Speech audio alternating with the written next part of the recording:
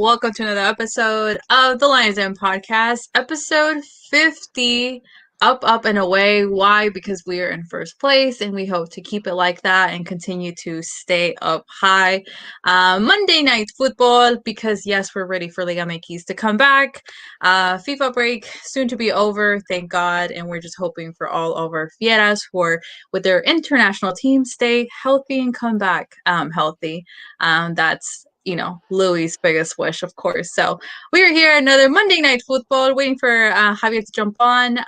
Kind of what we're going to talk about today, a little bit rundown. Obviously, everything in regards to Club Leon, current status with the stadium. We'll have kind of a timeline for those who kind of don't understand what's going on and kind of saw a very interesting scene happen Friday and kind of what's been happening the past couple of days. Also, we'll preview for our next upcoming match versus America. We'll have Ivan from the Eagle Eye podcast joining us. So we'll have a lot of good stuff to talk about. Internal rivalry, which I like to say. So yeah, Carlos and Louis, how are we feeling tonight, guys? Just kind of wish the telenovela would get sorted out. It's hard for me to think about anything else until it does, to be honest with you. I agree. Yeah. Yeah, hopefully everything gets settled, but even if it doesn't happen really this weekend, but sooner rather than later. Like having access to your stadium is sort of a fundamental priority for a football team, I would say, and it seems to me as though they're not treating it that way.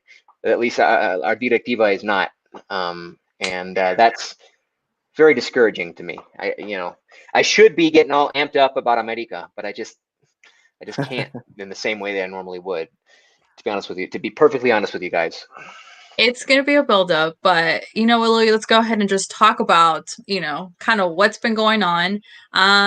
Louis, give us a little timeline for those who kind of are looking from out in of what's been going on kind of from start to where we are now, because things have last couple of days. Obviously, it's something that's, we kind of were aware of. It's just, kind of became live. Well, I mean, first you got to understand this is nothing new. I first heard about this kind of thing, these kind of rumors, these kind of things going on as late as maybe 2 years ago.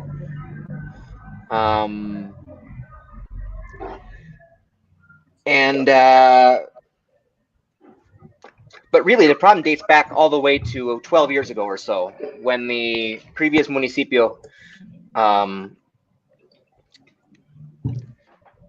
the city of Leon used to be the owner of the stadium, as most municipios are of the stadiums. You have to understand that most teams in the Liga MX rent their stadium. The difference is that the cities own the stadiums, and the teams rent from the cities and not from a third party. That's really what the problem is here. The city, 12 years ago, let the stadium go to a third party, a private third party. And when that happened, it wasn't that big a deal because the team signed or had previously signed a rental agreement that is still valid now for 10 years. So, well, it's valid for 2 more years. I might be getting the timeline exactly, not quite exactly right, but this started a long time ago when the stadium fell out of the hands of the city and into the hands of Roberto Armenio, former owner of the team, who is now not affiliated with them and is just a third-party businessman. That's where the problem is. So you have these 3 parties who are disputing, and nobody wants either to take responsibility for the solution, nor do they want to accept fault for the problem. This is something that should have been taken care of a long time ago. That was left to be drawn out. When it got would get close to getting to a head, they would just find a way to push it aside. No, we'll deal with that later. So it started coming to a head again a few years ago. I remember, I want to say sometime in 2018, these rumors about how Leon might run into problems because they are not the owners of their stadium, and neither is the city. And I remember even during the 12 wins, people have been tweeting about how it always comes up when the team's doing really well. Like, is that a coincidence or not? I think it is. But yeah, even then no worries. The team's going to be able to continue playing in their stadium. That doesn't matter. Whatever the stuff about Cermeño does not matter. The team is still going to be able to play in their stadium. And so there's been 3 or 4 instances where this issue gets brought up again. It picks up steam. It gets a lot of tweets about it, a lot of articles about it, a lot of speculation, a lot of quasi news, a lot of just fear, and then it goes away. But this time, instead of going away, we knew it was real when representatives from the club showed up to the stadium to clear out all of the belongings and anything related to the club in the stadium grounds. And you knew when that happened, okay, this is not like the previous times. This is not just a bunch of hot air. This is not just drama for the sake of drama, which a lot of the stuff revolving around Liga MX is, like when it's news not directly related to results, like when it's related to transfers. We hear a lot about players being sought after by clubs in Europe and stuff like that.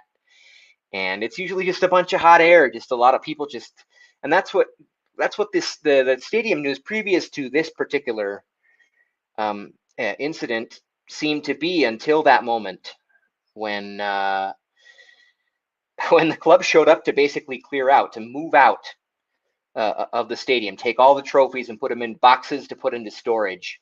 That, in spite of a large portion of the Los Locos de Arriba, they're trying to make a human shield, so that basically so that the new owners couldn't access their building, and that, or maybe so that the team didn't have to vacate the premises in the way that they did. And since then, it's just been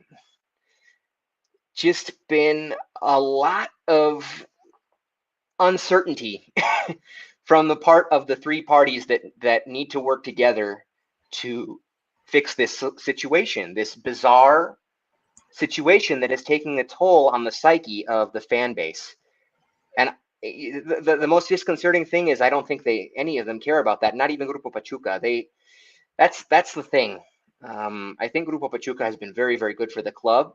I think mostly what they've done shows solidarity with the team, and a dedication for the team being in the city. That's what we took out of the whole thing with the new Casa Club and everything. But then, what I consider to be a fundamental priority for a team, having their home stadium available to them to play matches. If you don't have that, you don't have anything, as far as I'm concerned. And obviously, the building itself is of great personal significance to me, which is why this is hitting me so hard. It's not just about having a home stadium. It's about having access to that building in particular, which I think is fundamental for Club León. But nobody wants to take responsibility for finding a true solution. Moving the game to Aguascalientes is not a solution. It's the next closest stadium, and the team plays like it's the home team there, no matter when every time they go there. Those are not reasons to consider this a viable option. It is not a viable option to play in Aguascalientes, certainly not moving forward. And what is the purpose of it? Cermeño said from the beginning, and every time he's been questioned, he's responded. I don't like the guy. I'm not saying he's a good person, good businessman, anything positive about Cermeño. But to his credit, from the beginning of all of this, he has said, you can play in the stadium. He said the stadium is yours to play in. It is the home stadium of Club León. Club León can play there. I mean, he's probably just covering his rear end because he doesn't want to have to hire an armed guard every time he gets up to take a whiz in the night, at his home in León, if he even lives in León. I assume he does. Because there are people in the city who hate him that much over this, for certain. He could just be covering, trying to look like a good guy, but it doesn't matter what he's trying to look like. What matters is what his position on the issue is. If he says he can play there, I don't understand why Club León and the municipio of the city of León can't work together with him to make that happen. Is it pride? Is it just looking towards the future, to spending? Is Club León is Grupo Pachuca just trying to show Cermeño that you know what? We don't need your building. We're going to go play in Aguascalientes for a week, and your building's going to sit empty and spend a lot of money on utilities, and you're not going to earn anything for it. How does that make you feel? Is it just like a power move? Is it just like, I'm going to say this in Spanish so you don't consider it swearing, Cari? Like, is it just a riña of ¿Quién la tiene más grande? Like, is that what this is about? You know, because if that's what this is about, like, the thing that bugs me the most, Grupo Pachuca, like, we will not be hostages. No seremos rehenes. We will not be hostages. That's what they said. But they seem to have no problem holding the fan base hostage. They don't understand what the kind of toll this is taking on the fan base. By not being hostages yourselves, you're basically holding your fan base hostages with this uncertainty about the stadium, when all signs point to the fact that you could just sit down with this despicable man. Yes, he's despicable. He is a despicable man. But you can sit down with him and make sure the team can play in the stadium as long as they need to. That needs to be a fundamental priority for anyone in charge of Club Leon. And if it's not, then everything good they've done for the franchise prior to this, and any solidarity and determination they've shown about keeping the team in Leon and this is Club Leon and it must play in Leon, anything they've said about that in the past, it just calls into question the credibility of any of it. That is the biggest thing for me. And the last thing I'll say about it is, this is why I know you guys were super excited about the Casa Club, and I tried to be as excited as you guys were about it. I am excited about it. I see lots of advantages to it, but it does no good to have a Casa Club where we can train great players if then they don't have a place to play in games. This is why I wanted the stadium first. Stadium first. Stadium. The stadium. If you don't have a stadium, you may as well not have a team. Stadium first. And honestly, we've been able to be good without that Casa Club. I realize it's a great thing for the future of the team, like staying good in the long haul, over the long period of time. But you got to have a stadium to play in. Build the stadium first, then worry about the Casa Club. We don't. If you don't have a stadium, you don't have anything. And they're not treating it as a problem. Like, this could, if they refuse to negotiate, this could get drawn out and get way uglier. They have an opportunity to nip it in the bud right now that they're not taking advantage of. They still might. There's still a week. Yes, for now we're playing in Aguascalientes, but that could change, or it could just be for this jornada, and then the next one they get it sorted out. I hate that we have to talk about this because we really don't know anything. We're just speculating and getting freaked out. You know, there's nothing we can factually report about this, and yet it is the biggest and most important piece of news. If there's any uncertainty about the team playing in a stadium, they have to take care of that, and they're not doing it. And that is really disconcerting and frustrating and infuriating, really, for me. So that's my. You feel better now? That's my piece on that, and you know, I hope it gets to someone who understands. Yeah. There was a comment from Ariel Anaya, and I'm going to read his second one first. He said, "What are the real reasons for not negotiating? If you have read the communications of all parties, they all seem to be in the best disposition for the team to continue playing Leon." And then he also said, "The situation of the exile team continues. I'm asking, for example, if the team begins to drop at football level, will it be the perfect excuse for not taking responsibility for sports?" Yeah, I mean, I don't think they're thinking on those terms, but it would be. I mean, they wouldn't. We know, you know, as good as Ambriz especially has been for this club, he doesn't miss an opportunity to cover his own rear end when things don't go well, and this would certainly count as an excuse for a lot of people. Certainly, hopefully, it doesn't come to that. Hopefully, it doesn't even come to playing more than one match away from Estadio Leon. In my heart of hearts, I have to believe that it won't.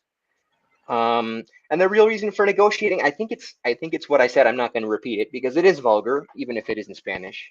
I'm not going to repeat it, but I think it's that. I think it's soberbia. I think it's orgullo. I think it's de parte de la directiva. Yeah, like, okay, Yeah, right. So there's those who are saying, but the team has a contract with the city, not with Cermeño, so they have no reason to talk to Cermeño.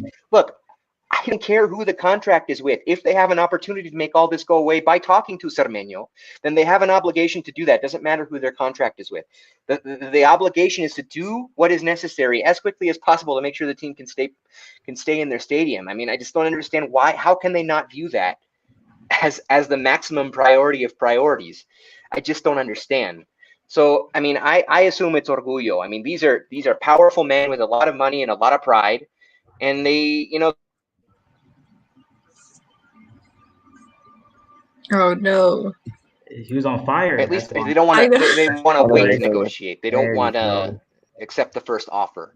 I Yeah. guess they want to make Cermeño sweat a little bit. Yes. Yeah, that's what I think. It could be, like you said, I think it's mostly more than anything speculation. That's why I didn't say anything, because since I guess that's what it comes down to,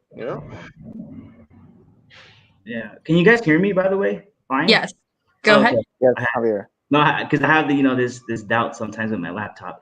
But you're right. It's mainly one of these things where we knew about a year ago, about I think November of last year, that the stadium was Cermeño's and there was no going back. It went to like Supreme Court and whatnot.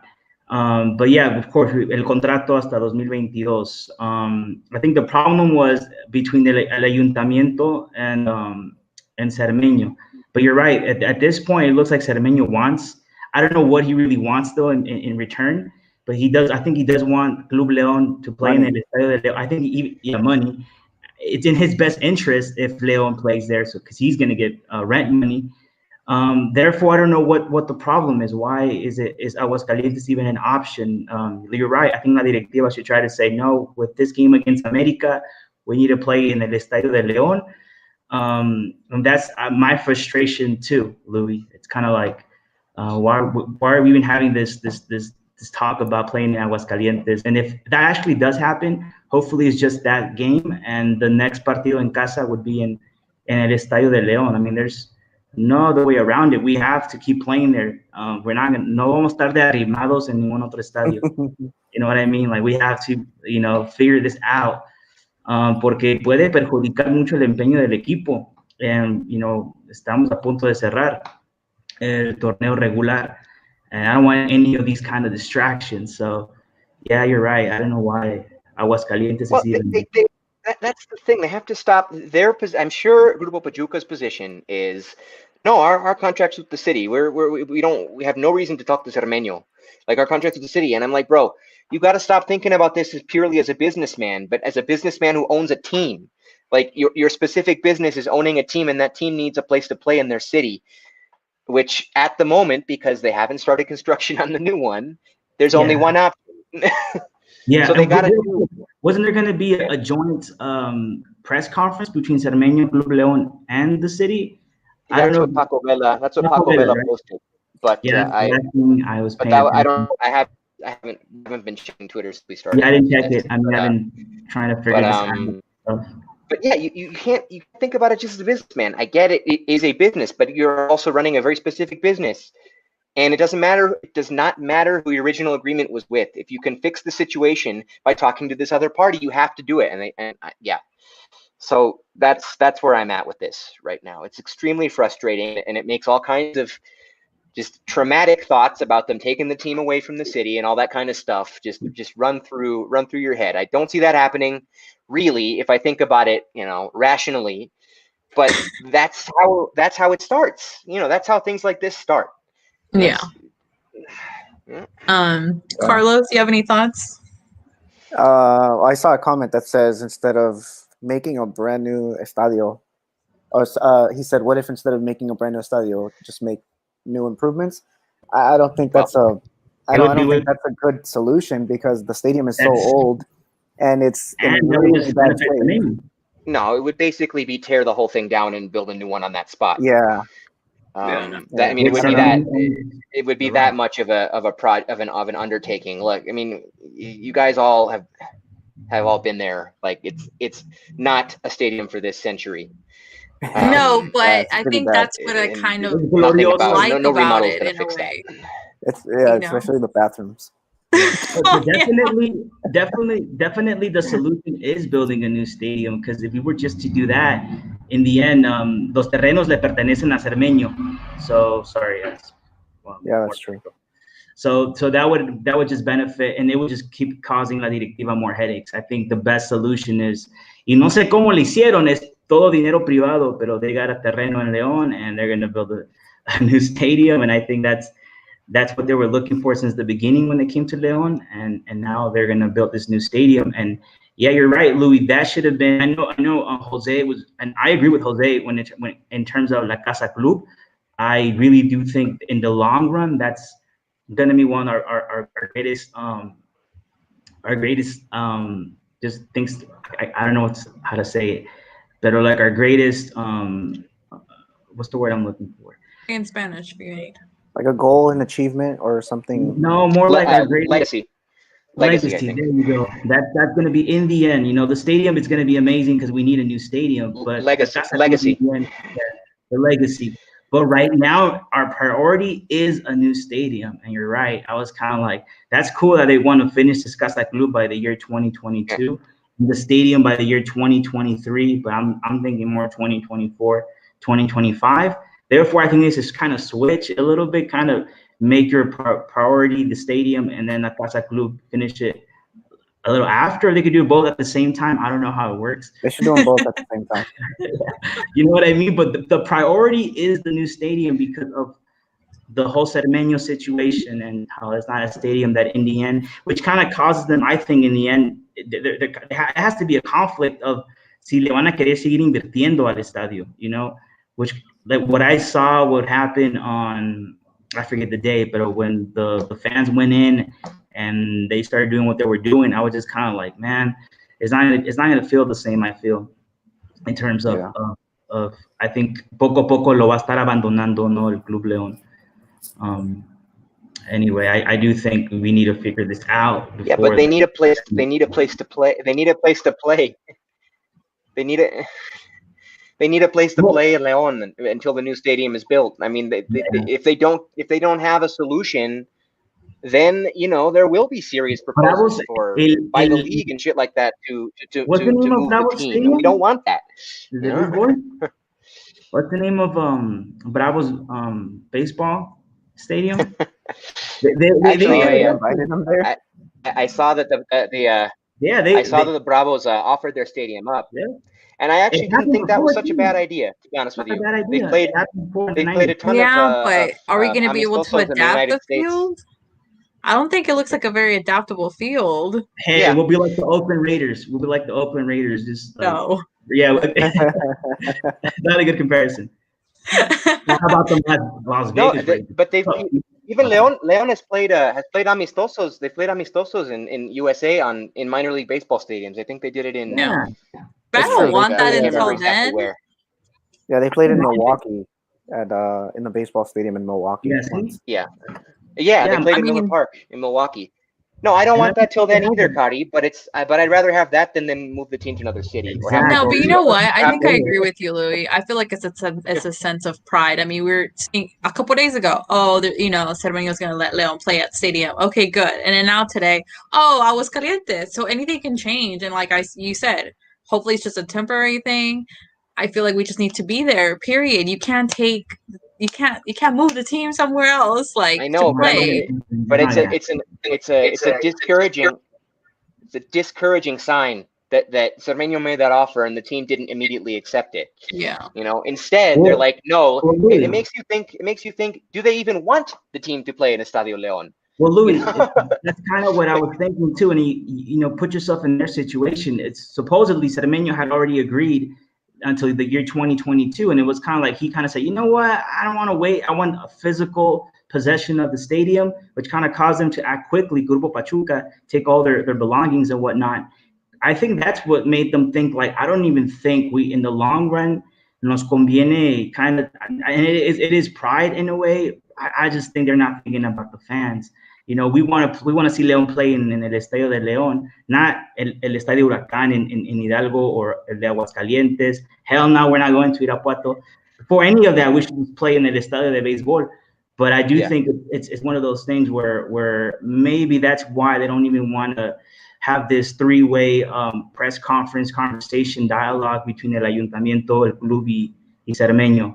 And it's kind of making me like, you kind of have to, bro, because we don't want any other solution. We want to play in el Estadio de León. We don't want to go anywhere else. That's why the news about Aguascalientes was kind of like, really, that's the best we could do. And Cermeño, I don't know, man. I think Cermeño, he's doing what he has to do, because you're right. He doesn't want to get lynched here in León. He's saying, and you know what? I think it's reasonable for the reaction. You know what I mean? If he like comes and takes ownership, like I'd be the same. I'd react the same way at the beginning. But then there's time of like, okay, let me actually think. I'm being selfish. Think of the fans, you know?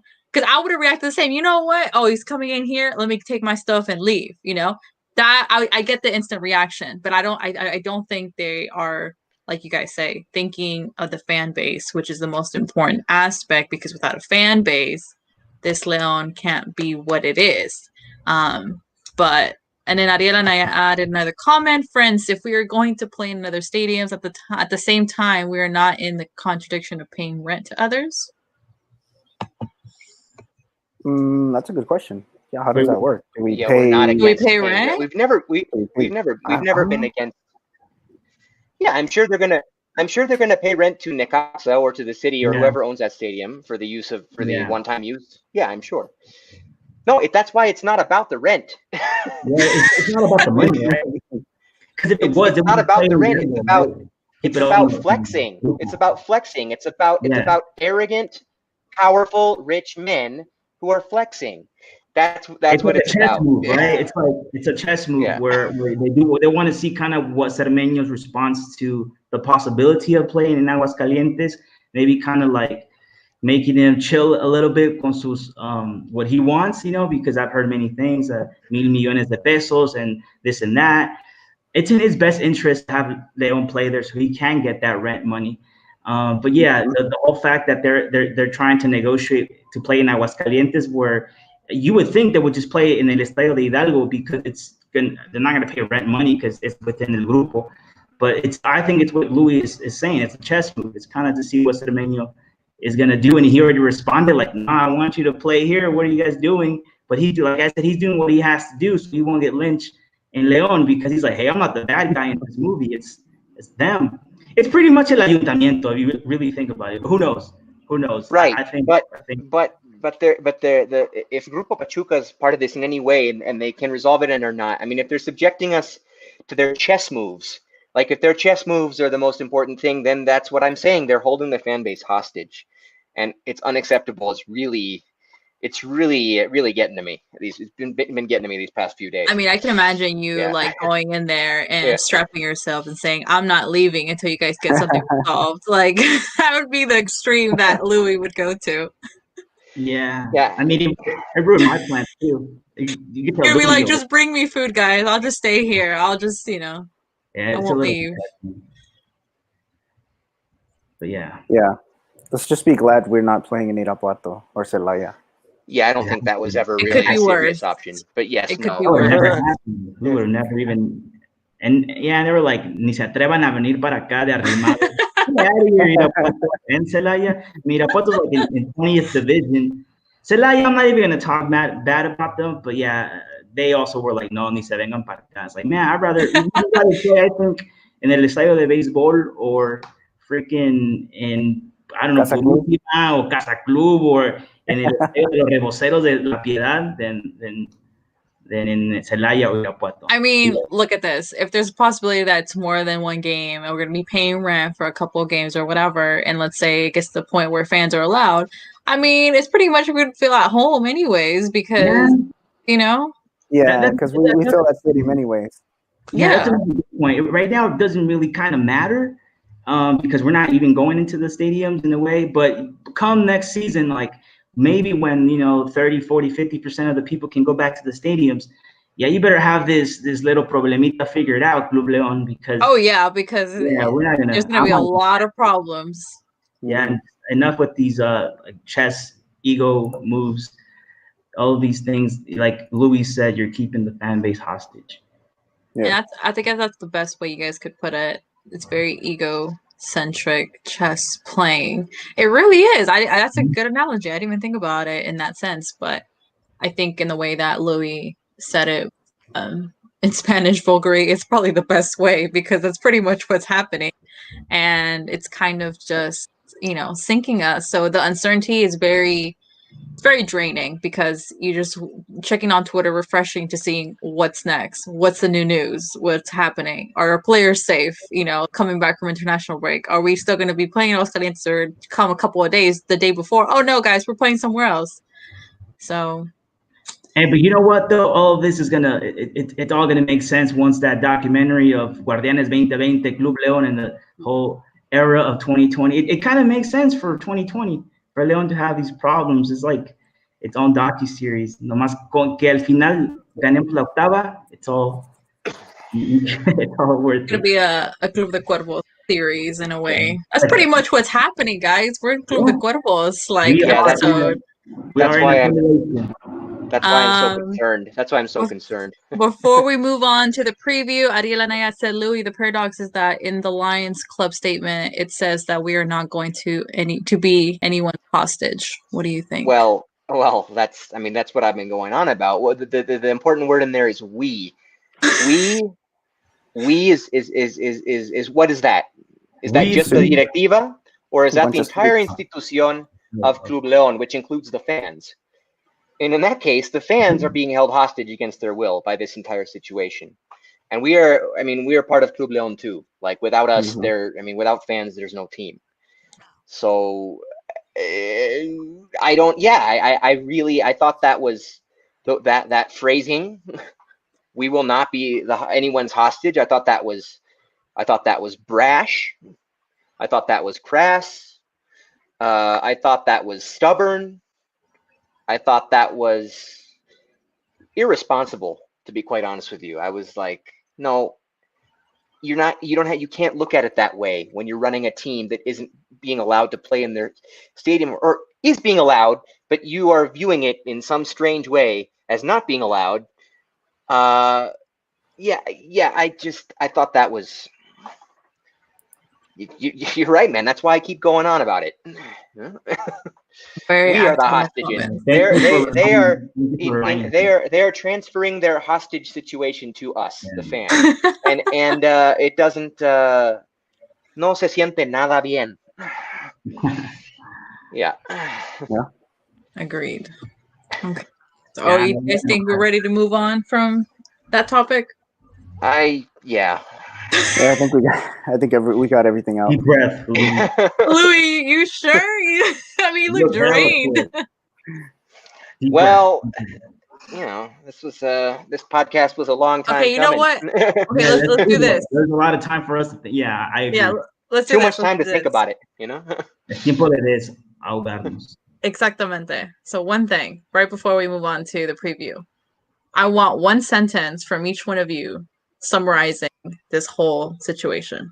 One sentence. Go. Well, that's 2020 for you. That's all I got. That's really the first thing. It makes sense. This is 2020. I'll say what David Faitelson said on Twitter. You can take Leon's home away, but you can't take Leon's football away. That's what matters right now. I gotta clap for that. That sounds perfect. Louis, one sentence. One sentence. Summarize everything you have exhausted out of your system.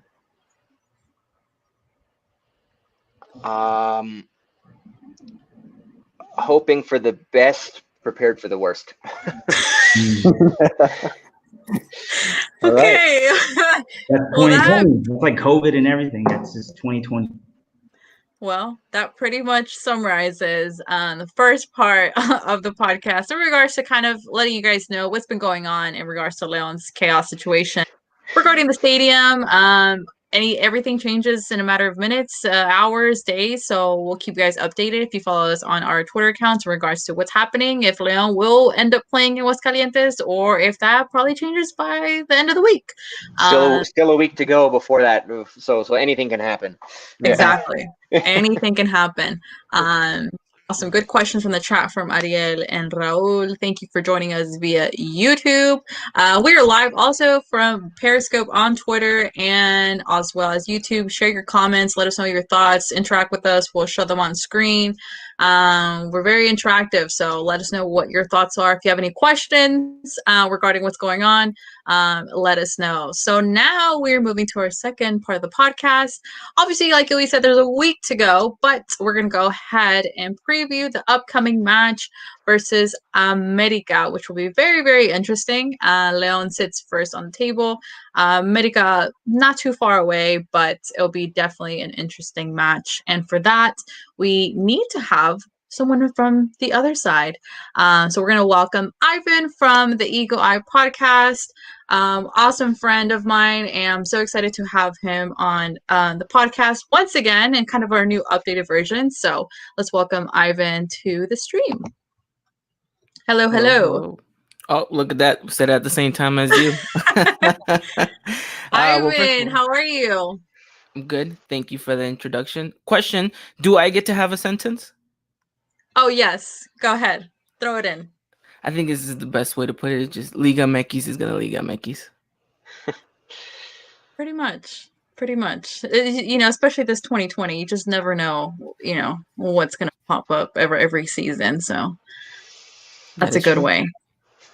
Ivan, how are you feeling tonight? Are you ready to talk about what's going to happen, what's going to go down next week in the Leon versus America match? Yeah, excited to be coming on. I know we were talking about this a couple of weeks in advance, and we were, looking forward to this. I know I was, and yeah, I'm excited to talk a little bit of Leon versus America and see what awaits us next week on Monday. Awesome. So talk to us a little bit about what's been going on with the Eagle Eye podcast, especially this season. Kind of give us a little summary of the content you guys have for people who are viewing this. Yeah, so thankfully everything's been going good over on our side of things for the podcast. We added a new member to the team, AJ. AJ, if you're watching this or listening to this, shout out to you. Completely has changed our game. He's been able to help us keep more of the feminine side of things more active, and we really, really appreciate for all the hard work he does on that aspect. And yeah, in regards to everything, we've been doing good. We've continuously kept putting out content for people to enjoy, and yeah, we're just enjoying it. Unfortunately, though, we have, even though we went up a man, we kind of went down a man too. Our beloved Cowboy is going to be departing for the rest of the season in the meantime due to kind of work conflicts and everything. But he's still a member of the team, and we expect to get him back fully ready to go 2021. Awesome. Yes, definitely. You guys are always putting great content out there. Definitely a podcast to follow for all the America lovers and everything that they bring to the table for the Liga MX community. Ivan, talk to us about Club America at the moment. What's been going on from the beginning of the jornada to where you guys are at now? Are you from 1 to a 10? How do you feel of America at this moment? The right answer would be a -5, but I don't, you're only giving me positive numbers to work with here. What's been going on? What hasn't been going on at America is the real situation, Kari. You start at the beginning of the season, and again, same old injuries, departures, and then again, frantically trying to buy replacements, which we don't until the last minute. And guess what? Those replacements are injured as well. So we're a little bit of a hot mess. But hey, got to give it to Piojo. Credit to him. He's been able to cope with what he's had. Yes, everyone will have their differences as to how they think the team should be playing, or at least how the team should be structured. With kind of the players that we have available to us. But from Jornada 1, where it showed a pretty promising start going and beating Pachuca away, to then having that humiliating loss to Querétaro, and then following up a not so good performance against Monterrey, I think that's when the real panic alarm started to set in. And then, of course, I think America's been trying to just ride the wave out. And I think that's where we're still at right now, is just trying to figure out, will our players ever be healthy enough for a full season, and what are we going to do in regards to squad depth? Because we came into this one thinking we had good enough squad depth, but now looking at it, we're pretty much scratching our heads. Interesting. Shout out to AJ saying thank you in regards to Ivan, new member of the Eagle Eye podcast. Yeah, I mean, definitely. I mean, I feel like you guys have had an insane I don't know what happened there. Technical difficulty. You guys have had an up and down kind of, season. I feel like that's how it is sometimes. So I know we're a couple jornadas away, but where do you think your team ends this season? I think we stay in the top 4. Whether that's 4th place or 3rd place, it's still gonna be up in the air. But I think we definitely stay top 4. We have to. I think it'd be a little bit of an embarrassment for America to go down and have to play those repechajes, obviously with this whole new league structure and everything. But I think I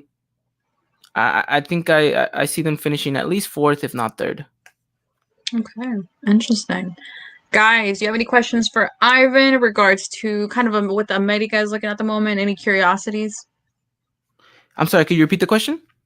Oh, for Carlos and Louis and Javier. Oh, I thought you asked me. I'm sorry. No, you're fine. So I think that what you just said about being 3rd or 4th place, I think that's pretty optimistic. Just knowing that you have Leon and Tigres coming up in 4 match days. Do you think it would be? I don't know if you mentioned it. I think you did. Do you think it would be a failure? The fans would be mad at Piojo. I know you guys have had the Fuera Piojo hashtag trending all season. If you guys didn't make in the top 4, if you guys ended up in the repechaje. Yeah, it like I mentioned, it definitely would be. I mean, like you just said, everyone's been ready to get rid of Piojo since day 1 of this new Guardianes 2020 season. So it's definitely been a roller coaster of emotions for America fans. And if I think the club was to go all the way down to even 5th or 6th, I think a lot of questions would be surrounding Piojo. Obviously, you don't get rid of your coach when you're in the playoffs, but I think afterwards, if you don't even make it to a final, then it's going to be difficult for him to keep his spot. Yeah. Yeah, and I would say, I would like to say that even coaches who have a poorer than usual season will get a pass this particular season, but it just hasn't been the case. They've been firing them left and right. Like, there's been no mercy. And and for Piojo to be forced into the repechaje, I think for a team like America, that I don't know. I still don't think they would part with him. I just don't think they would part with. I don't think Tigres would part with Tuca.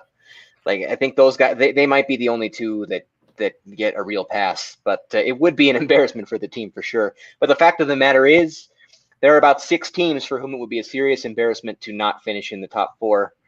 You have America, Cruz Azul, León, Tigres, Monterrey, and León. That's just like Puma or your no, I don't count Chivas. They're not. They're and Pumas, yeah, and Pumas. So Pumas, yeah, León, Pumas, Cruz Azul, America, and the 2 clubs from Monterrey. It would be an embarrassment for any one of them this season to not finish in the top 4, but 2 of them are not going to. So I don't think León has to. Well, I don't know. We'll have to see how this whole drama they're in affects them on the field. But I don't think they have as much to worry about it as some of the others. I mean, they're 4 points clear in the lead right now. They're going to be super líderes no matter what happens this jornada for at least 1 more, and there aren't that many left. But there are going to be a couple teams in there that are going to have to play repechajes, and I've been talking especially with Carlos about this. Like, there are going to be some upsets in those repechaje games. There are going to be repechaje games. Like, the top seeds are going to win all of them. And so nobody wants to be stuck in that position. So I hope, for the sake of your fans, I hope that what you're saying is true, that America will be one of the 4. Yeah. I mean, you just gotta stay a little bit optimistic, Yeah. even though all signs don't point to that. But I at the end of the day, we're America, Yeah. and Oh we're yeah, we obligated do to it all take the that we first do it all the spot. time But here too. Well, I think we can be too much optimistic, and then when we like something goes bad or even like slightly, we're just like, oh my god, like we're so dramatic. I feel like we are dramatic, but because we love our team, you know. yeah, no, I agree. Well, yeah, yeah. No, I do think America has to finish in the top four. Yeah. I think it's Pumas and Cruz Azul. They're going to struggle a little bit. Cruz Azul has a schedule that's a little bit more, I think, Our resident difficult. pessimist is Jose, but he's not here today. And Yeah. and Tigres, I think está cerrando bien. I do think it's America. I think America will be top, in my opinion, comparing them to Cruz Azul, Pumas, and Tigres. I think they're the team that's playing a little better, and because I just saw Cruz Azul lose against Toluca, that made me kind of question them and what's ahead with. I think they have to still face Tigres.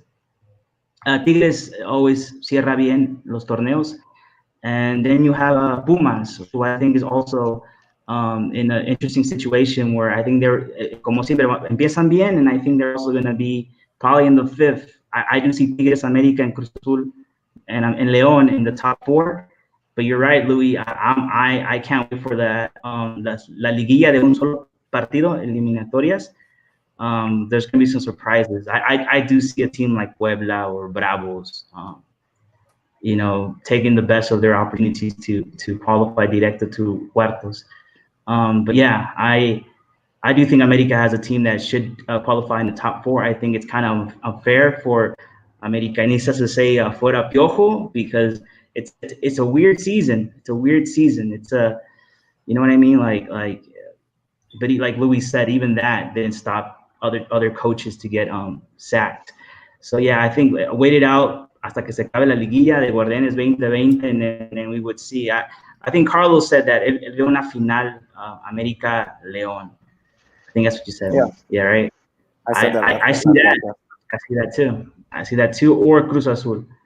I think el Clásico Joven se va a jugar en semifinales, and I like seeing Cruz Azul always lose to America, but I kind of just want to see Cruz Azul versus León in el No Camp. So Cruz Azul could just let themselves lose, so they won't win again. Because if they win, otra maldición del No Camp, another 25 years. So just so it could end for Cruz Azul, and León That's can what get you're their really Octava. wanting.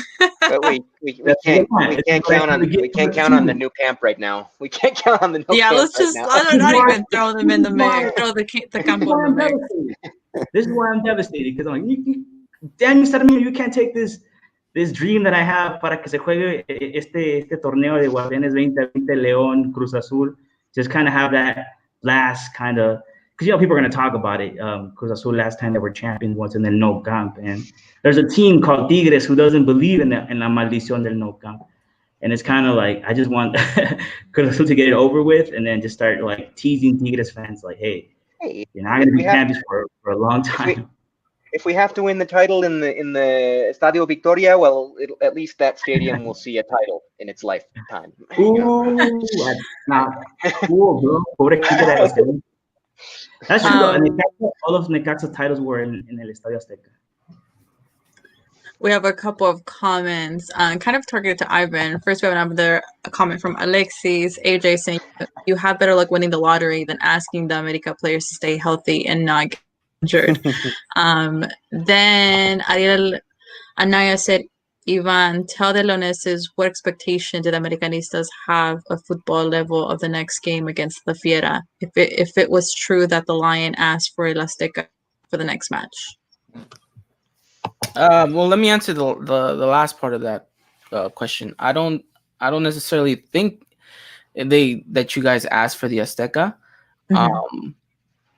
Granted, I mean, I think America would have maybe said yes, because that means no traveling. And I know you guys did the same for us not too long ago when we had to play. We had to host you guys, but because of the earthquake, the game was moved over to León.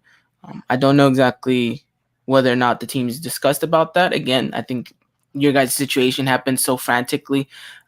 But luckily enough, it happened at the time where you guys had enough time to get all of this situated. It wasn't like the games being played in the next couple of days. So I think I think you guys will definitely be able to handle and sort all of that out before we, end up playing against each other. And then her first part of the question was in regards to how let me get that if I understood the question right. Was it how do I expect America to play football, footballmente against you guys? I think that's what I think what the question is. So I expect us to bunker down and try to relieve everything off on the counter. I just I don't see how we take the game to you guys right away. Although that might change depending on whether or not we get confirmation on the venue. If America ends up coming into this one in neutral territory, because I think if it's not your guys' home stadium, I think at the end of the day it's fair to say it's neutral territory for both teams. I think we might see an America side that might plant themselves a little bit different, but everything's pointing towards Piojo maybe even doing a back five. But I mean, I do expect America to be defensive. Yeah, definitely. Just what we didn't want. Yeah, Louis doesn't want that. We were talking about this in the last podcast. We didn't want America to play like every other team has played al contragolpe. Yeah, I know Louis is loving that answer because he was very passionate about it. I just expected it. Maybe a team with the attacking talent that America has would not. Yeah. Would see that as a just not the best use of their assets. But I'll take your word for it, man. But it's smart. It would be a smart way for America to play León. I just kind of want to see a team que le ataque con todo León, because I want to see León being in that kind of situation if it does happen eventually in La Liguilla. Kind of it was like a sparring match. You kind of want someone to go all out, and not teams like Mazapan who were just ridiculous, almost 79% of possession for León. Stop! I'm having flashbacks. I don't like that because it's kind of it has to be like a mind thing, flashbacks, like a mind thing, right? Where it's like for whatever reason, those kind of teams como que León se agranda un poco, and la soberbia peca de soberbia a lot. And with America, I do want a team that and I do think America is the only team that can kind of play León like this. So I kind of just want it to be ida y vuelta partidazo. Hopefully it's not the other way around, but it would be a good way for Piojo to play Ambriz. It's worked, and we've all seen it happen. It's worked. But yeah, I think hopefully not, but yeah, maybe yeah. We have a comment by AJ saying with the contract Piojo signed, it's going to be difficult to even get rid of him. It's going to make everyone wonder why we gave Piojo the extension. And he said, ask for someone if he can play in the Camp No. No, the last time we played there, it didn't go so well. No, it didn't. I don't think about it. Why you got to bring it up?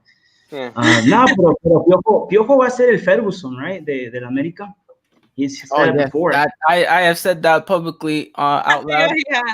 I've gotten a lot of hate for it, but I've always backed Piojo.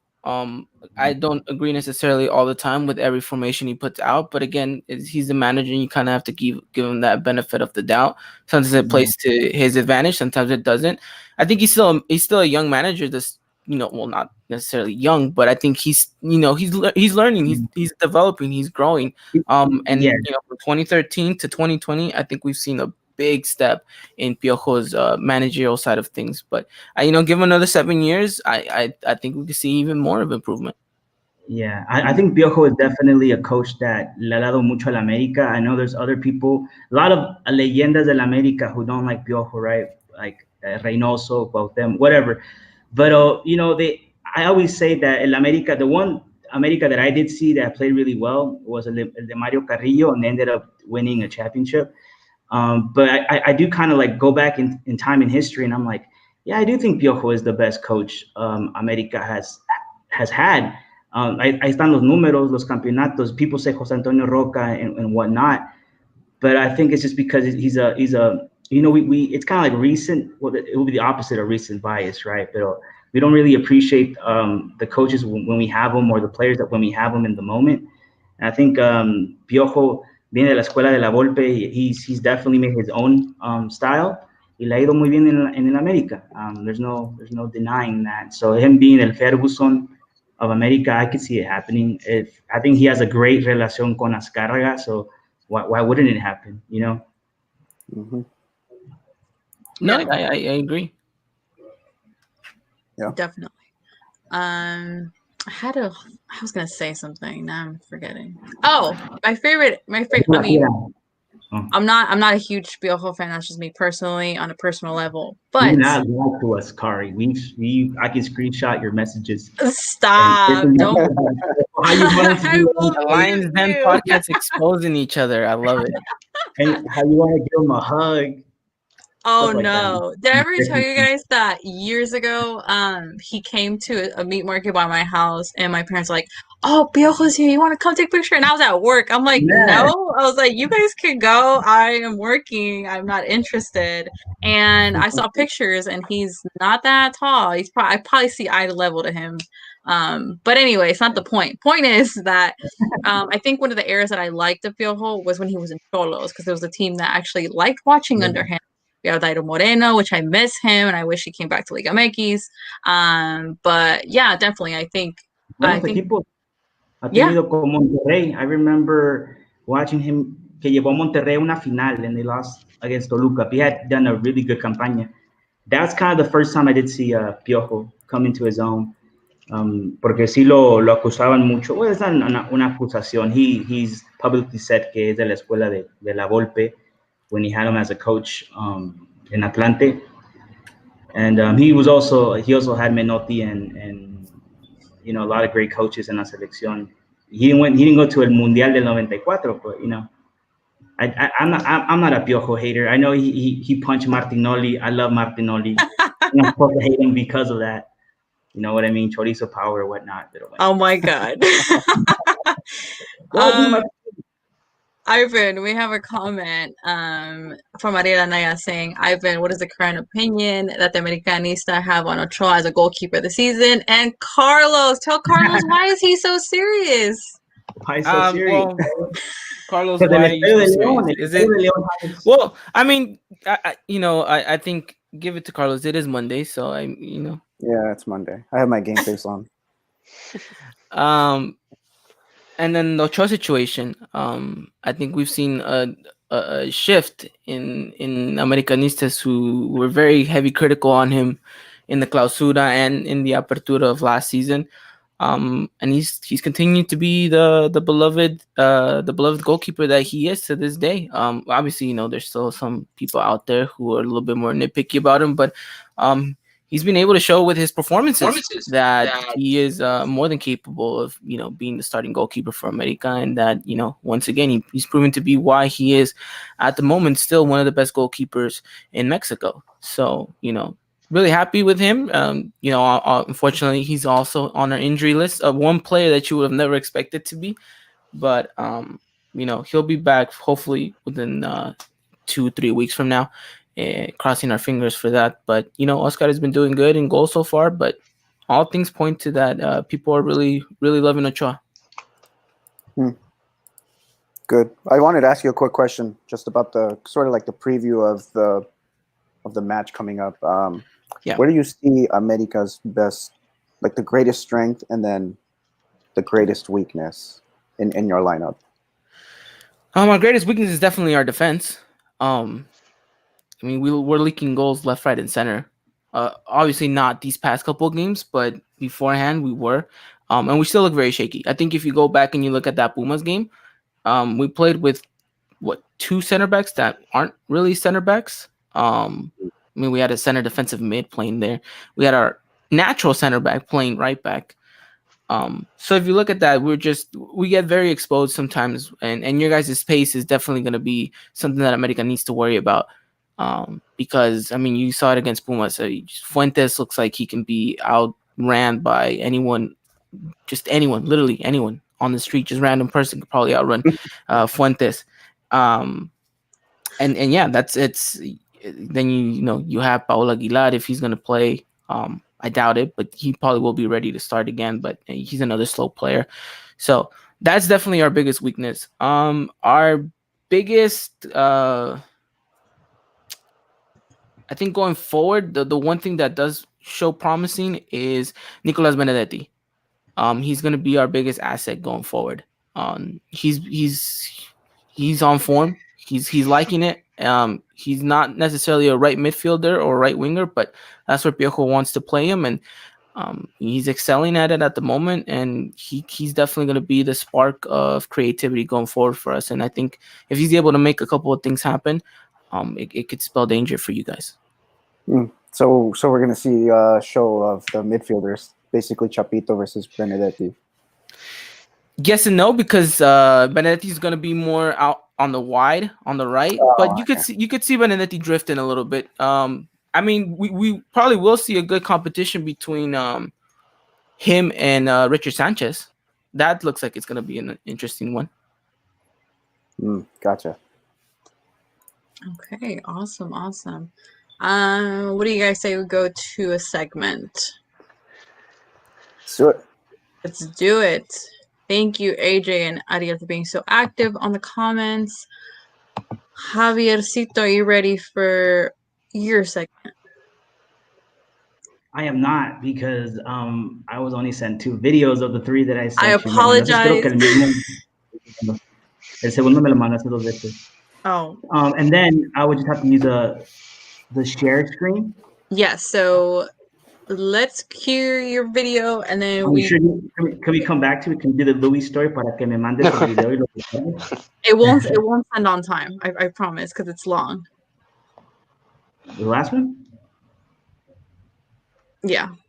Okay. But right, you want to do Louis or yours? Well, I got 2 videos out of the 3, right? Yeah. So I'll just the last one. Try doing Louis, nomás mándamelo para que lo descargue rápido. Okay, well, let's see if a video that Javier wants will send fast. Louis, are you ready? I'm always ready. Let's go.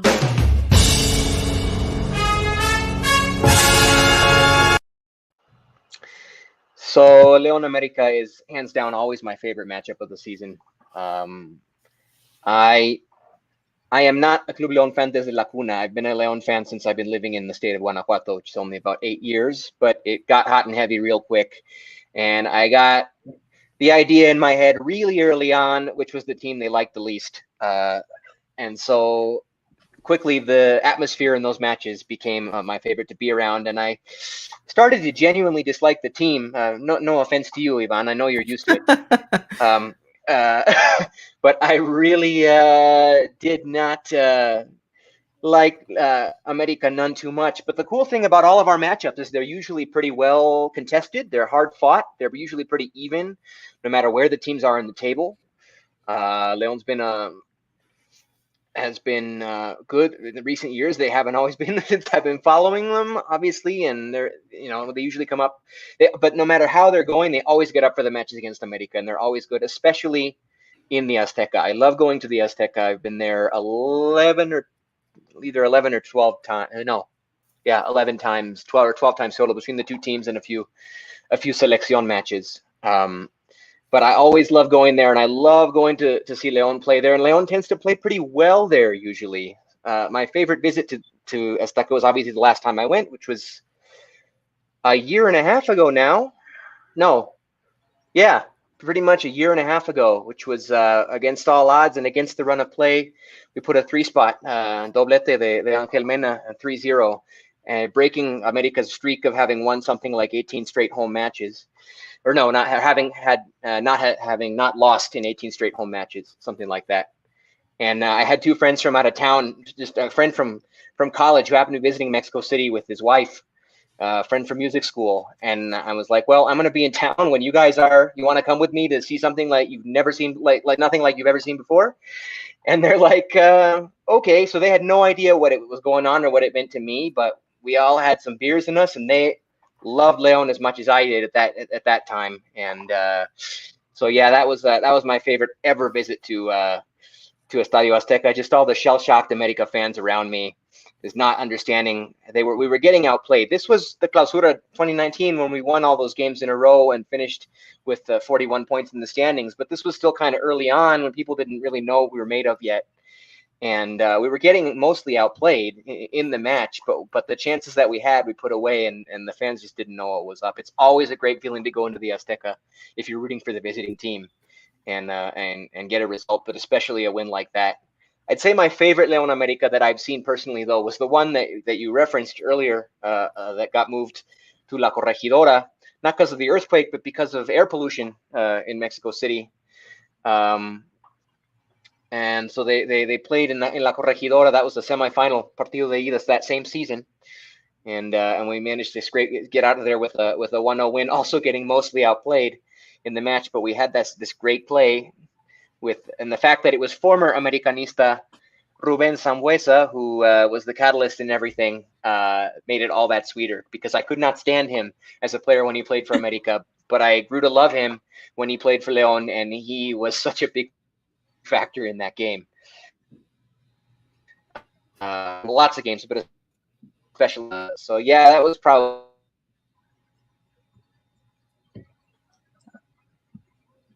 Did we just lose Javier? And And Louis as well. Nice frozen. Javier had to refresh. Louis, if you can hear us, please restart. Ivan, what is your take on Ruben Sambuesa? Because I kind of agree with Louis. Whenever he was with America, I could not stand the man, but because he was good, I feel like that's that type of envy, but I've loved when he was with us. But what's your take on Ruben Sambuesa? He's exactly that. He's just a really good player that was not a really good player until he kind of came to America and got the limelight. Piojo was able to bring the best out of him, but he had a really good period at America. Then obviously had his decline, his issues with disciplinary actions on the field and all that stuff. But at the end of the day, a really, really good player to have on your team, and there's a reason why he was so beloved by fans, and still to this day, a good chunk of a majority of fans do still want him to come back to America. I mean, there's a reason why, and I think his talent just says it all on the pitch. Definitely. Louis, we lost you for a bit. I think we lost We him. might have just lost him again.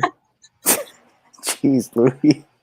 Jeez, Louise. Jeez, Louis, seriously.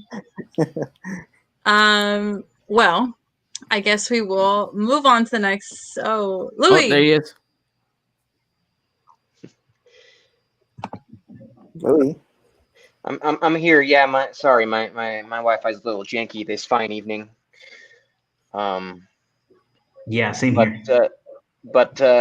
Yeah, no, I mean, I Leon America, nothing tops that. That's the one I got marked on the calendar. Yes, we have other intense matches, others that we consider not clásicos but rivals. Certainly rivals.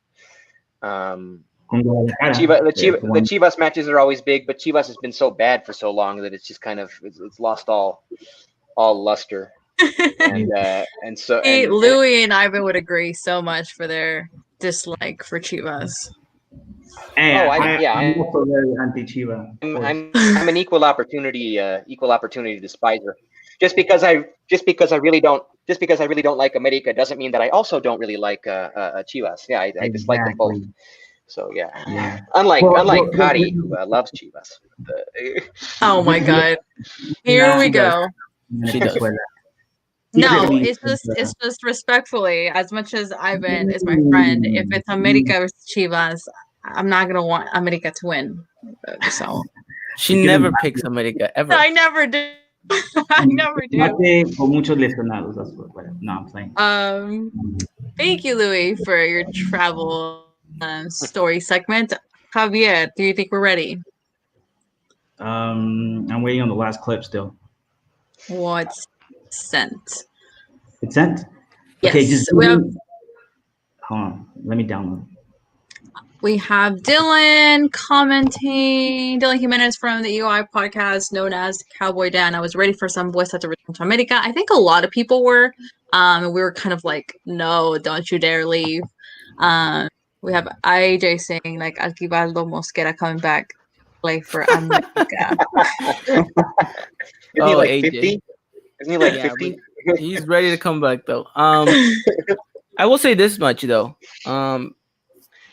And I'll say this on record: do not be surprised if the one player that gets his farewell retirement at America is Ruben Sambuesa, as long as Miguel Herrera is the coach.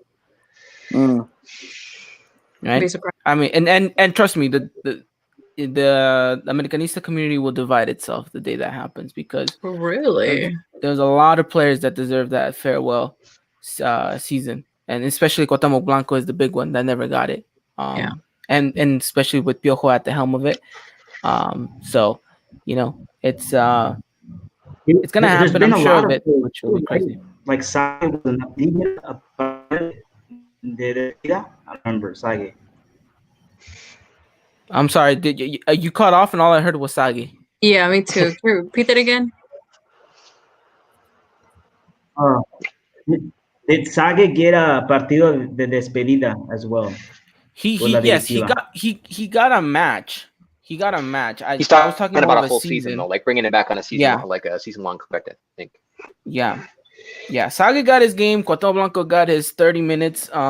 Just ridiculous. Yeah. Yeah, with Morelia, right? Yeah. Casi mete un golazo, and he's yeah. Give him. Yeah. Everyone wanted him to play more, and he wanted to play more. Obviously, we know what happened with all that side story whenever he went on Fútbol Picante, but yeah.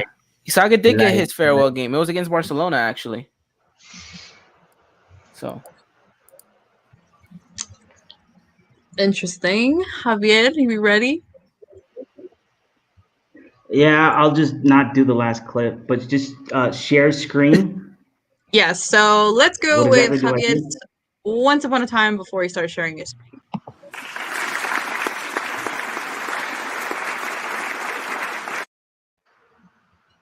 Okay. Okay, so now what do I do? What options do you Well, have? this is all last minute, guys, because mis videos los mandé y por cualquier razón no se pueden poner como siempre. So I got to do this, and I wasn't really taught how to do the. So what exactly do? I put share screen. And then tell me what option you get. Your entire screen, application window, and Chrome tab. Put entire. Okay. But I know what you want me to do. I can't play videos on my laptop. I send you a message saying that my computer's so outdated that I can't even play videos. Oh. Well, Yeah. I'm so sorry. Technical difficulties. Can you give us a summary of kind of what you were going to show us from start to beginning? Yeah, I was just going to talk about, once upon a time in León history. I was going to go back 25 years into the past in la temporada de Liga of 1996. In that particular time in history, el director técnico del América was none other than Marcelo Bielsa, el Loco, the GOAT. And it was just a video of that game that they played in el Estadio de León. And pretty much is talking about how, como todos los equipos de Marcelo Bielsa, León played really well. I mean, América played really well, siempre teniendo control del. And I think we lost a bit. Dang it, Javier. It's always one of his segment too. Like, this is the bad luck that he has. Yeah. I feel so bad. Javier, we can't hear you. Hopefully he fixes his technical difficulty. He's frozen. So I guess we should go. Okay, so first, before we do predictions, let's go to predicting lineup. Ivan, can you kind of tell us what type of once inicial we'll see against Leon? Or kind of a predicted, because Piojo likes to give his lineups ahead of time. Just the oddest thing, and he's the only manager that the day before would be like, "Hey, by the way, I'm chucking these 11 against you guys." Still the weirdest thing to me, but it's up in the air. We don't really know who's gonna be 100% fit. But shout out to Christian. I got in touch with him this morning and I told him to give me his predicted lineup. He is our predicted lineup guru. He usually gets it about 90 to 95% correct. So we are going with obviously Jimenez in goal. Ochoa is still not ready to go. George Sanchez, Sebastian Cáceres, Emmanuel Aguilera, and Fuentes is going to be our back four. And then in the midfield, you're going to see Santiago Cáceres and Richard Sanchez. And then on the wide, you're going to see Benedetti on the right, Cordoba on the left. And then, of course, up top, we're going to go with Henry and Viñas. So it's going to be a 4-4-2. And it's going to be, I would imagine, a really, really tight 4-4-2 where we're trying to give as little to no space as possible to you guys. Okay. Shout out to Kristen if you're listening to this. Thank you for helping out with his guru lineup. Carlos, Louis, what predicted lineup could we expect to see? I'm gonna say the same as last game where we had. Obviously, I don't know if Cota is gonna be starting. Louis, what do you think? Do you think Cota is gonna be back and ready to go? I think he maybe should. I don't know if maybe the travels might affect him because he is with the national team in the Netherlands. You're muted, by the way. On Wednesday, no? Louis, there you go. Yeah, this Wednesday, right? Yeah. Is it? Yeah, but I mean, America has seleccionados too, no? Yes, Cordoba. No, excuse me, not Cordoba. Henry and George will I was thinking how that might affect us, and I think the ones coming from South America. Huh? Hello? Sorry, I'm back. Awesome. Javier, can you hear us? Yeah, can you guys hear me? Yes. Okay. My bad. I was trying to play the video and It didn't do it. Nah, it's a weird for what I don't have the application to open those videos. Y no hay manera para subir los videos right now on the podcast. No, it takes a while, but we'll definitely get you fixed. Me and Carlos talked about it, so we'll have you fixed for next week's for sure. Do you want to finish your talk before we get to prediction time? Yeah, well, we were just finishing the. Oh, you, Javier. Yeah. So just I'll just do my segment next week. Well, for somebody, I mean, we can do it next week if you want. That's totally I work fine. really hard. I work really hard on it. Okay. It's kind of like a bummer. So I don't want to say anything else. I'll just wait for next week. Okay, sounds good. We'll have Javier's segment, which works out because we're going to be previewing. Louis, you said you wanted to finish your thoughts? Oh, well, I felt like we didn't quite finish that thought about the seleccionados, the teams that we had, or at least that got cut off for me. Mm-hmm. But to me, I'm just wondering, like, for both sides, I feel like we're counting on all the seleccionados coming back and being ready to go. But if they aren't, that could make an enormous difference for both sides, I would think. Yeah, so I think predicted starting lineup would be Cota on goal if he's ready to go. And then defensively, I think we'll see Navarro, Tecillo, Barreiro, and Jairo's going to be out, by the way. So I think maybe we start Osvi on the left. And then midfield, we'll see Chapo, Aquino if he's ready to go. And I'm gonna go ahead and say that Meneses gets his starting spot back. Think so? Okay. Yeah. What are all the options for left back? Because I heard Avion Ramirez could play there. Avion could play there. And we all know Tecillo could play there. So Jairo not being there sucks, but there are some. And of course, Osvi Rodriguez. But yeah. And then I hope not. I want to see Tecillo on the left and put in Mosquera. For me, that's the only solution. Mosquera, Barreiro, and Tecillo, right? That's the only solution for me. But I think it'll probably be Avion, to be honest with you. Yeah. And then Meneses will start on the left wing, if he's available. Again, Yeah. I mean, we still have time. Just to round off the starting 11, I think Mena starts, and then we have Gigliotti and Nikilet up top. Nick Killer. which we see Louis and his Nick precious Killer. Killer. Nick Killer, my hero. Yeah, He believes my in hero. Nick Killer, guys. He believes in Nick Killer. Champion of the E-Liga. Sí, ganamos en. Yeah. Okay, guys. So, are we ready to go to prediction time before we go? Yeah, let's do it. Yeah. All right. So, prediction by will be brought to you by Louis because we have created a new jingle for you. So, sit back and enjoy prediction time. Prediction time, prediction time, prediction time, prediction time, prediction time, prediction time.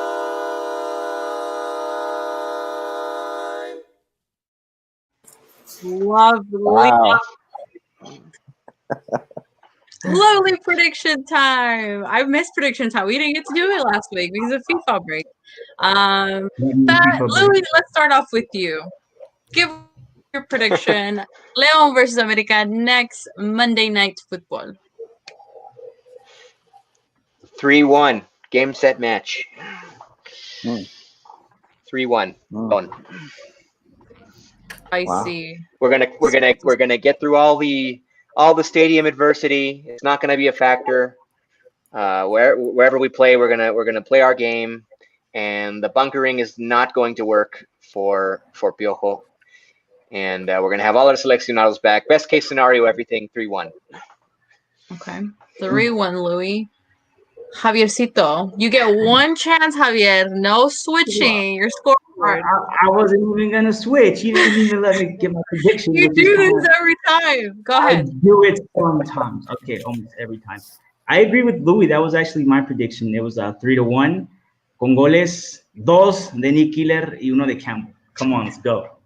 No, I mean, Okay. I don't really know who's going to score, but I mean, I kind of want them to score because I do feel they are the ones that need it more anímicamente. Like I said, Campbell se fue a Vallarta. Yeah, I'm pretty sure he got a talk by his friends. He had an intervention, and he's going to score. He's going to be good, and that's all I care. Even if we tie 2-2, con que meta gol Nick Killer y Campbell, I want them to be have that confidence. But yeah, 3-1. Okay. Yeah, he got a talk. All right. The talk was, hey Joel, you want Bacardi or Captain Morgan's? Yeah. That wasn't the talk, bro. It was more professional. Like, ¿qué onda, Campbell? ¿Qué está pasando? They were in Vallarta. They were in Vallarta having a good time. And I don't think there was intervention. Serious talks in Vallarta. You can have some serious, like, Those kind of talks. Weird. Who knows? He went with Tecillo. Tecillo seems like he's more. Come on, it's a guppy. Oh my God. Or yeah, you're right. Maybe that did happen, and he's just gonna come back with a alcohol beer gut. I don't know. Anyway, Carlos. Anyways, go ahead. let's I'm move sorry. on to Carlos. Carlos, give us your prediction for Monday Night Football. 3-1, 3-1. What is yours? So my heart agrees with Louis and Javier. I want it to be 3-1, but realistically speaking, I'm going to be more realistic here. I'll be more realistic here. I think it's going to actually be a close game, not a very high-scoring game. It's going to be 1-0 in our favor. Okay. Yeah, and I think our defense is going to be pretty solid, considering we have the best defense in the league still so far, and we like to maintain possession. So it's going to be a low-scoring game. And hopefully if everything that Ivan said about America bunkering down, then we should easily dominate possession. Okay. It's 1-0, also in favor of Leon. Ivan, what is your prediction, sir? Well, I'm not gonna be as bold as to say 3-1 because I don't think we would even get close to a 3-1 win for us. But I will say this though, I do see America giving you guys the ball more. I do think we're gonna let you guys have control of that, and we're just gonna try to expose any and all spaces that you guys give us. Like I mentioned, Cordoba's feeling it. I mean, not Cordoba, Benedetti's feeling it, and Cordoba needs to step up and have a big game in this one. So, I'm gonna be a little bit optimistic here, and I'm gonna say a 2-1 victory for us. I think we can nick you guys on the counter. I will say this though, you guys will score first. I definitely see that happening. Okay, Ivan said 2-1. Shout out to Dylan with his prediction saying 2-2 draw. Very interesting. Could be a possibility. And shout out to AJ giving us his prediction as well. He says America 3-0. Freaking And AJ. he made sure to say it again. So he's very He shouted it. yeah, he shouted it. Yes, Dylan, Cowboys and American Leon that night. So we're kind of split with that. But what are you gonna do about it? But yeah, guys, so that is our predictions. What's your prediction, Kari? Yeah, I'm thinking about it. Optimistically, Raider it should Nation, be by a the 3-1. way. Go Raiders. But We beat the Chiefs. I'm gonna stay a little bit grounded. I think it's gonna be a close game. 2-1, but in favor of Leon. So Ivan's Okay. I think a 2-1. Guys, I mean, I feel like I might have missed my beat. Oh, well, now we might have lost Kari. Come on. I feel like it's gonna be my turn. By the way, Javier, it's not just the rum; it's the fish tacos. All the fish tacos that they ate. Get more than 2 goals. Yeah. Sorry, my screen went. This season. Stop lying on Campbell. He's not eating fish tacos, bro. He's training.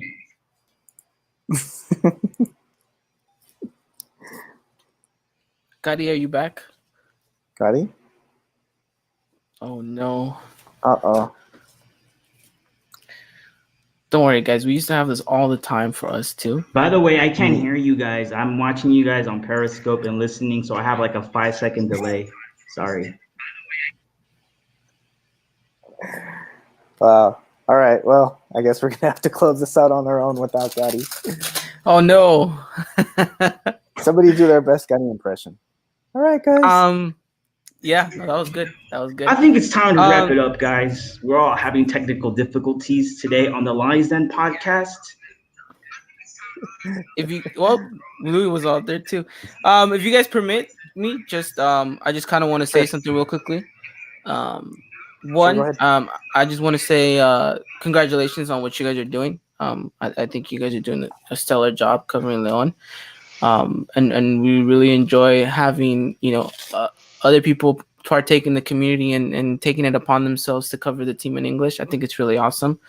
Scotty has mentioned, we're really good friends, and it's glad to see that she's, roped herself around some really cool people that really care as much about the club as she does. So, just want to say you guys are doing a great job, and thank you for having me on. I do want to give a huge shout out to the boys, to Christian, Dylan, and AJ, but I also want to give a huge shout out to a particular someone, a really good friend of mine.